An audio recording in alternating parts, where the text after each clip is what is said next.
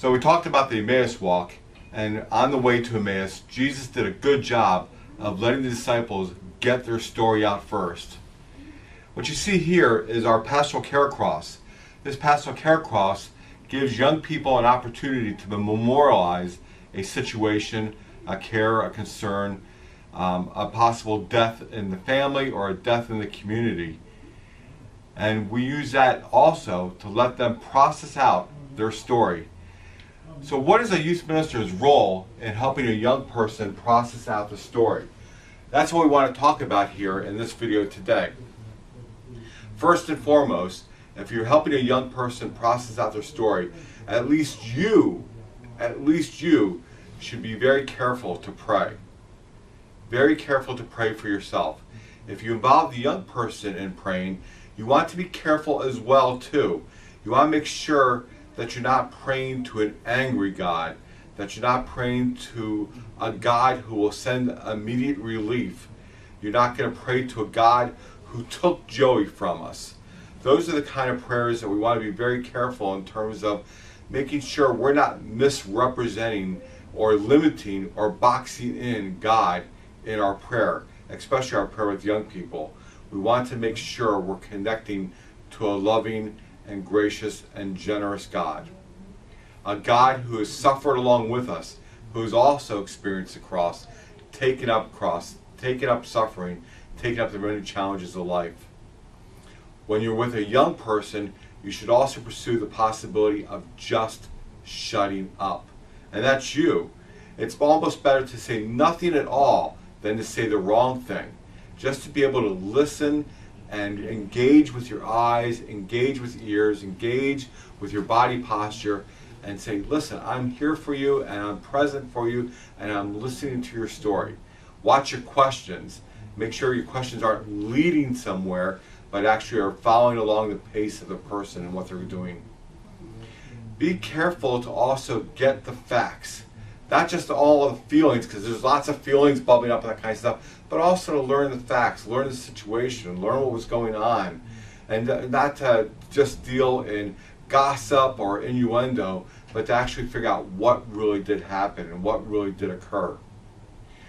It's also important, if a situation's happened, to identify some of the changes that are going to be going on because of the situation, to recognize that so-and-so will no longer be on the ski trip, and you always love the ski trip, but also to identify, acknowledge the obvious. Yeah, we're going to be missing, and we're not going to have this person's presence in our life. That's in terms of death, but also just to be able to acknowledge the things that have changed in one person's life. And it's okay to model for the young person healthy expression of feelings. It's okay to cry. It's okay to laugh. It's okay to storytell. It's okay to just, kind of walk it off and to be, to get involved in physical activity. Sometimes it's just good to work it out.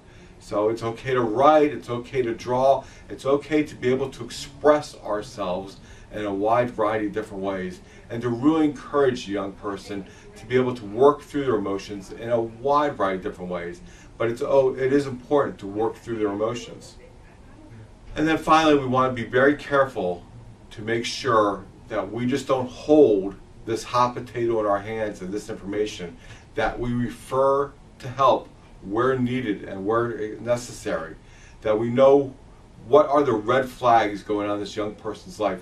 What are the things that are causing us grave concern, and be able to take those grave concerns and be able to encourage the young person and or the family to be able to start taking a look at how to be able to address some of those concerns. Watch out when young people are withdrawing from their friends. Watch out when they just don't seem to have any more fun in their life at all. Watch out for changes in hygiene or more activity in alcohol or drugs, or their constant, angry or irritable emotions. Of course, when we're talking about referrals, we're almost always making sure that we're engaging the parents in that. Parents are the primary people responsible, the primary formator for young people. And so we want to be able to help the parents be able to do that. Sometimes there's some things that we may be suggesting, referring. You don't have to give a referral to a specific person.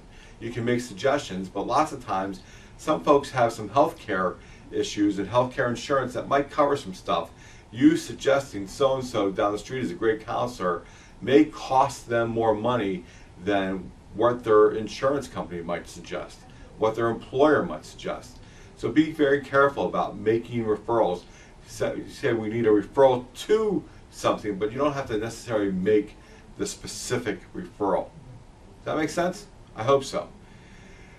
We have a really big responsibility in regards to pastoral care. We want to help young people through their experiences, through their issues, through their concerns, through their stories, so that they may experience the cross, they may experience suffering, but they also might experience the resurrection. They may very well experience new life. God bless you in this ministry as you walk with young people along the way to their life.